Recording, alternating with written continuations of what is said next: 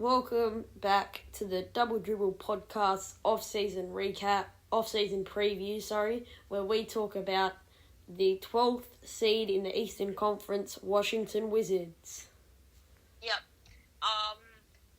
I will say right off the gate, and this is probably a bit too premature, but I think it's going to be one of the more boring ones. They have $0 worth of cap space. They're actually in the negatives, quite a bit in the negatives, I think, as well. Because of Bradley Beal, who's their star, I think they can live with him earning the $36 million. Obviously with a player option. So, that's probably the biggest talking point. Where does Bradley Beal end up at the end of this offseason? But the other big contract, Kristaps Porzingis, who's earning $33 million, but I don't think he's worth all of that. No. And then they also have some contracts like Kentavious Caldwell-Pope's $14 million, Kyle Kuzma's $13 million, Rui Hachimura's $6 million, and just things like that. Last year, Thomas Bryant's $8 million. They just all add up. Like a lot of bad transactions, and it's resulted in lots of players that are earning more money than their value on the court. So obviously we said they don't have any money in cap space, so that pretty much rules out free agency other than losing players or signing trades. Or signing with the mid-level exception, which is minimums and $2 million, which you can't get much there.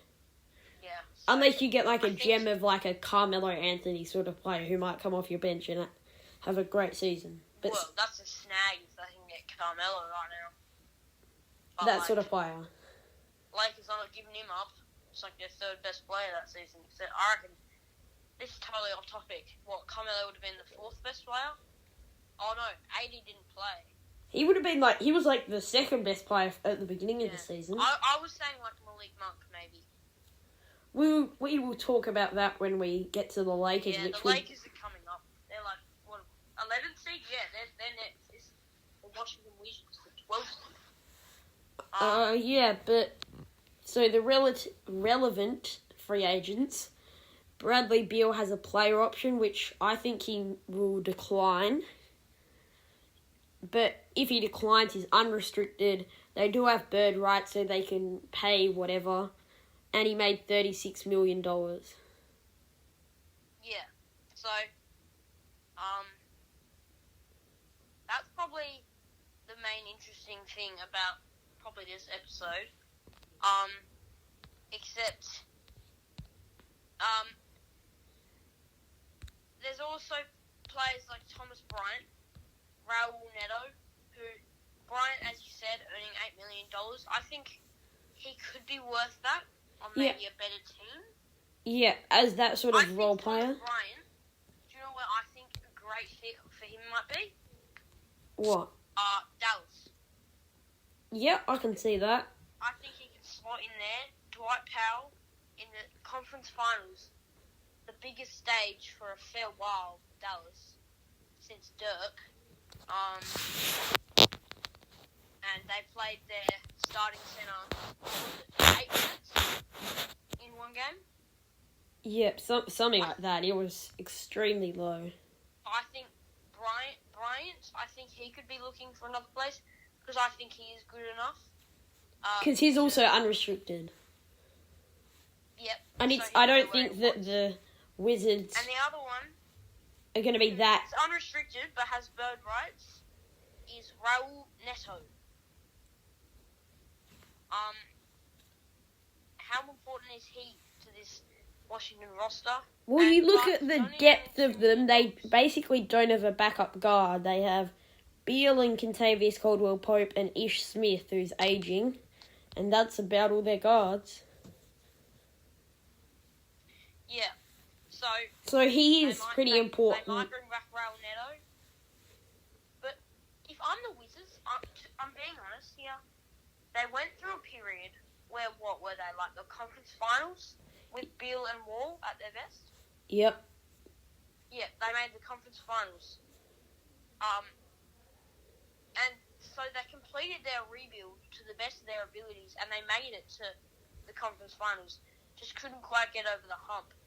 And they've only really gone down since then, which obviously John Wall's injury did not help at all. No, not at all. And Bradley Beal, I would say, has been a bit in and out. There was the Russell Westbrook. Yep. Year. Yeah, and I think that actually went pretty good, I think. At least to my expectations. And now they find themselves with Porzingis. But I think if Beal left, I think it would really just open up the chance to rebuild. Yeah. Like, Also, I think... Because now they don't have to think about having the star that they need to serve. I feel like they might tell Bradley Beal to re-sign, like, if Beal says, I'm not re-signing, or he's going to re-sign somewhere else, but they don't have cap space, they could say, sign back with us, and we'll have a signing trade for maybe picks. Mm-hmm. Definitely. I think the Wizards, I think that if Beal comes back, then it'll be in a signing trade, I think. I wouldn't be shocked if he's still gone by the end of the off season. Yeah. But I think that we're just gonna jump a couple of subjects and just go straight to goals. If Bill does come back, Porzingis plays well. They get good stuff out of the draft, and they can maybe bring in, I don't know, using Hachimura and Caldwell Pope. They can bring in someone, that can help them out. I think they could be a solid playing team. Yeah, I reckon we're saying this with a lot with the 12, 11, 10, 9 sort of seeds, or we will be saying it a lot, how they'll be aiming for the probably double elimination playing, or double chance playing. Mm-hmm. So, definitely some interesting things, and so we're gonna come back up to, this brings us to the draft. So they have the 10th pick. They don't have a lot of money. And they don't have too much draft pieces. Yeah. Aside from a Porzingis, if they want to look into that. Yeah. But Porzingis' value is going down rapidly. So I think what they would want from him is a good year this year, and he'll definitely opt into that player option. Because he's not going to be getting like $6 million anywhere else, so he'll accept that player option, and then they might be able to trade him with higher value. Yeah. So, I think, like lots of the teams, their best avenue is the draft, at least this off-season. And they have the 10th pick. So they're projected to take, I'm going to butcher this name, but Ochai Ogbaji, who's a 6'6" shooting guard small forward from Kansas. I'm definitely butchering that, so sorry for anybody that has the right pronunciation.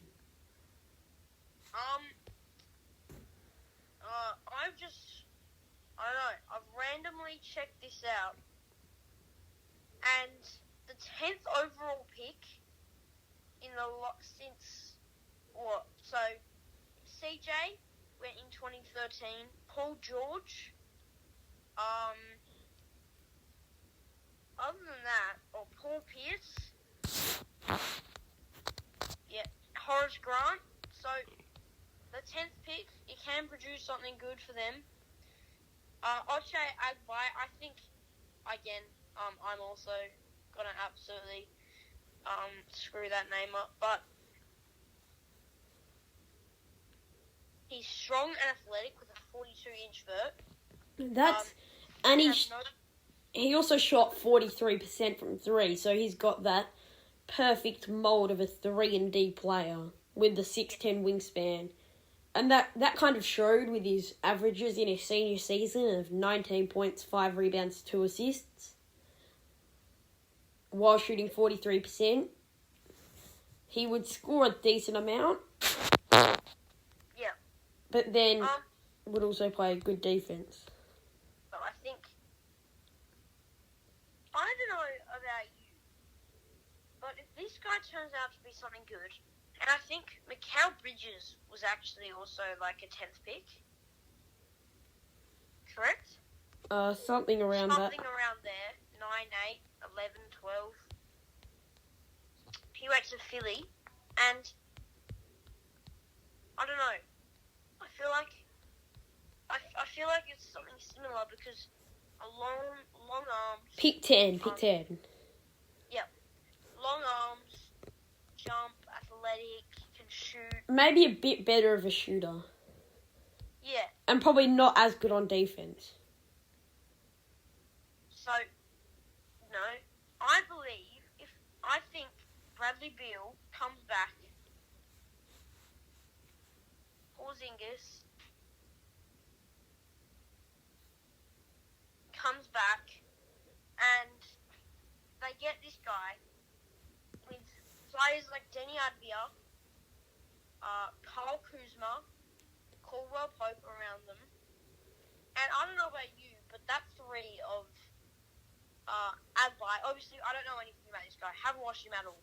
But based on his strengths, haven't looked at his weaknesses yet, but his weaknesses involve ball handling and playmaking, which isn't a problem with Porzingis, who's one of the best ball handling big men in the league. Yeah.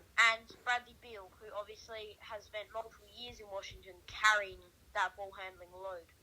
But also you look at it as who else is going to handle the ball for them? Like, they don't have... That's the only issue. I think what they'll be looking for in this offseason is to bring a shooting guard like Jalen Brunson. Yeah, I reckon, sort of like what Brunson did to Luka, the second scoring option, kind of... It doesn't even have to be a second scoring option.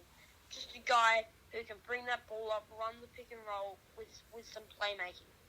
I reckon they're looking for a Brunson sort of number 2 in most things, like secondary ball handler, can be a secondary scorer. And I look at that mold of team, and I think the one thing that I think that team is all of a sudden, I think that's an elite team right there. Yeah. I feel like there's potential. Obviously, there's a good chance Bradley Beal doesn't come back. There's a good chance they trade away Porzingis. But they do need to look at the large scheme of things and be like, and they just need to say to Bradley Beal, we've got this up-and-coming 3-and-D player who will help us out a lot in the draft that we're eyeing off. And we're going to bring in someone that can maybe have some load on the offensive end. And Porzingis is going to stay.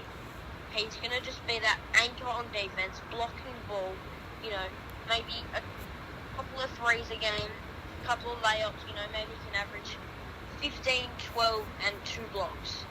Yeah. I think I like that out of Porzingis if that's what he's come to give them.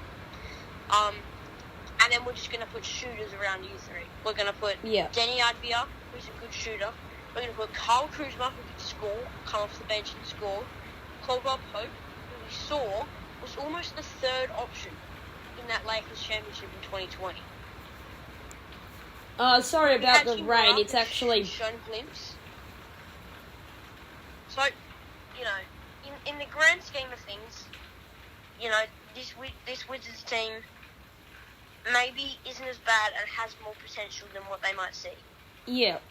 Sorry if you can hear it, but it was just absolutely bucketing down.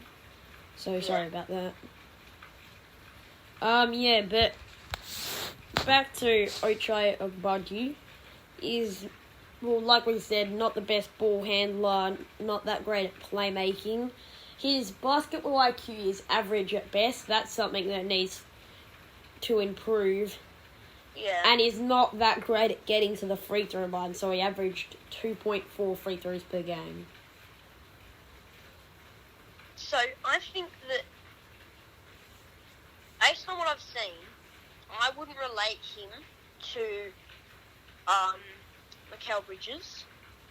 In fact, he's not really even close. I think He's kind of like Mikal Bridges, but the opposite, if you know what I mean.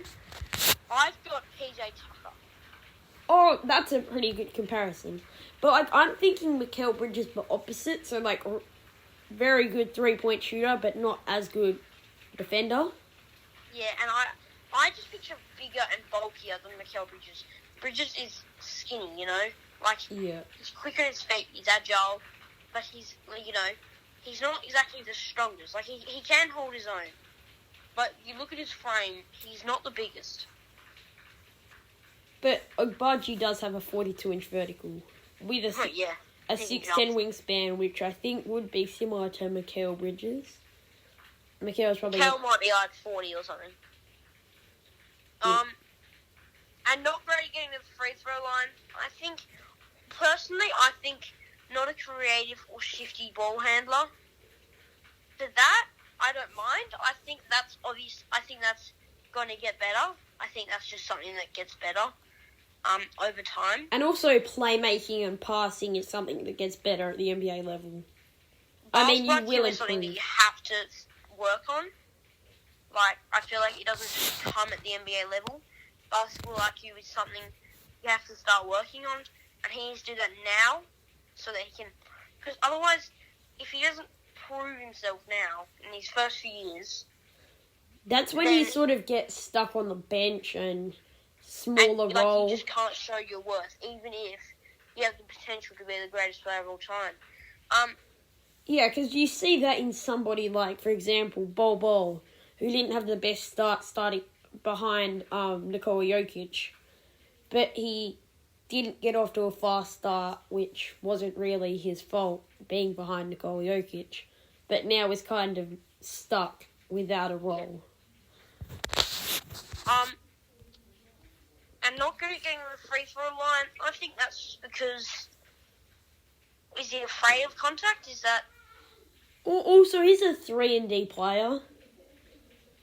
Absolutely, but you don't score 19 points in college, even if it is college, from standing in the corner. Yeah. But I don't know, maybe he...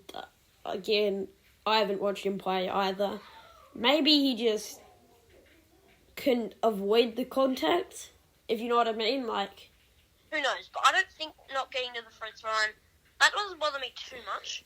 I think he's averaging 2.4 free throws a game. I want to get that up to maybe 3.5. Yeah, because then that's your foolproof. If you can get to the free throw line 4 times a game, that's your way to get some extra points. Yeah, definitely. So, as I said, in terms of trades, though, there's not much on offer. I think, as I said, you just want some shooters, really. 3-and-D players, but, one scorer. And if we're going to keep Porzingis, I think pull in, maybe Kuzma.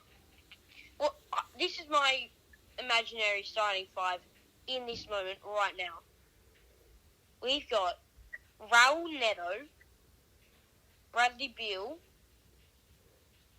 Ochai Agbai, Kristaps Porzingis, and either Daniel Gafford or Thomas Bryant take the pick. Yeah, if Thomas Bryant's still around. Yeah. If Thomas Bryant comes back.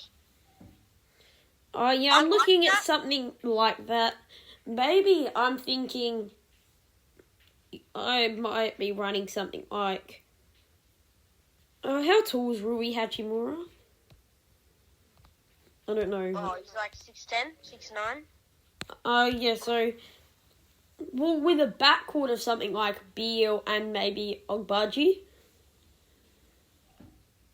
with either Danny Advia or Rui Hachimura as your 3, then Porzingis and, like you said, Gafford or... So you're playing a tall lineup. Or not as much because it's tall, but, like, Beal's going to be my primary ball handler and basically play point guard anyway. Well, yeah, positions basketball. Yeah. I think what I don't like is having to play... I really can't pronounce his name. Having to play Ochai at guard position. I think 3-and-D players are more small forward, power forward. I think a guard, like positionless basketball, yeah, but I think a guard really should be handling the ball. So I think that puts him in a bad position for his weaknesses. Yeah. Setting him up for failure kind of thing. I just kind of feel like playing in a small forward is good. So I think bringing in, so maybe Caldwell Pope, Hachimura, or Smith, and maybe even throw in Daniel Gafford if Thomas Bryant comes back. Yeah. Make some package like that. Maybe a second-round pick. And bring in a guy who could just like Malik Monk. Like, he will get you a bucket in a pick-and-roll situation if you want one. Or maybe Or you go in the playmaking direction. Or maybe you might say Porzingis for 2, sort of in a 1 for 2, or 2 for 1. Like, Porzingis for 2 2 really good bench players that are able to start, like a Jordan Clarkson type. Yeah, absolutely. I think that there's so many angles for this team. It really just depends on what I think Beal, Porzingis, and maybe even Thomas Bryant does. Yeah. I feel like if Thomas Bryant leaves, it opens up a gap. Yeah, because then you've got no real bigs, because you've got, like, Gafford and Porzingis. And not... But, you know, the main one is Bradley Beal with a circle around it. Yeah. Golden Stars shooting at it. Bradley Beal. He's basically the story of their offseason. What he does changes the complexion of what the Wizards does. Because if Bradley Beal's not here, I wouldn't be surprised if Porzingis is not there soon. Because I think they'll just look for picks from Porzingis. Yeah, and then they'll just look to rebuild from there. I think if Beal leaves, they'll go into rebuild. Yeah. If Beal stays, they'll look to go for a more... Then, if Beal stays, is what you do with Porzingis. Yeah, I think if Beal stays, you say, how can we get better? If Beal leaves, you're saying, how can we... For me, if Beal stays, it's Porzingis until the trade deadline. And if he's not averaging, like I said, 15, 12, and 2 blocks, if he's averaging anything worse than that, I think that's his minimum. If he's averaging anything worse than that, I think he's out the door. But, or, if he has... I think you've got a min and max. If he's averaging, say, like 22, 12, and 2 blocks, then you might also trade him. Because that trade value would be at a high. Oh, yeah. Yeah, just those sorts of... Maybe, like, ring up people that you know...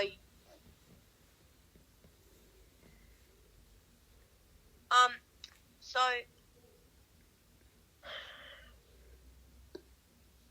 Otherwise, that's pretty much it for the Wizards. As we said, they'll be looking, if they bring back Beal, Porzingis stays, everything goes to plan, they could be looking at a 7-8 seed. Yeah. You know, there's teams on the rise, obviously, but... With Beal, I think you have to be 10 seed. At least. Minimum, yeah. If you have Beal and you're not making the play-in, there's no point in really keeping him as he gets older. Yeah, definitely. I think it's just a waste of Beal's abilities. And also that, like what the Thunder did with Paul George and Russell Westbrook, if then he just leaves, you've got nothing. If you did a Thunder and, say, got a bunch of picks for him, then bang, you'll rebuild straight away. Yeah, definitely. So, the Washington Wizards, I think, I came into this and I said, this could be one of the more boring ones. But this is what we think, like, with the last off-season one with the Trailblazers, they can be very interesting, the ones you think that are boring. Because I didn't quite realise the Beal and Porzingis situation, the cap situation. I didn't know much about that before this. I didn't know much about Ochai Ogbe. I'm telling you, I looked at the strengths of this guy, and I don't know, and a player just popped into my head, and I got the definition of him, and he got taken around the same pick. Do you know who Ochai Ogbe is literally the mold of? Who? Patrick Williams of the Chicago Bulls. That's a good comparison. Yeah. That's a really good comparison. That's what I see in him. Patrick Williams, still room to grow. I think that's the same for Ochai Ogbe. So, that's the Washington Wizards. Like and subscribe, I guess, if you want. We have been recently... Like a second thing, just do it. We've recently been dropping also shorts. Yeah, so go check them out. Those are fire. Yeah, so I guess... Yeah, like Ray said, like, subscribe. Only takes a second. Helps a lot. And yeah, see you next time.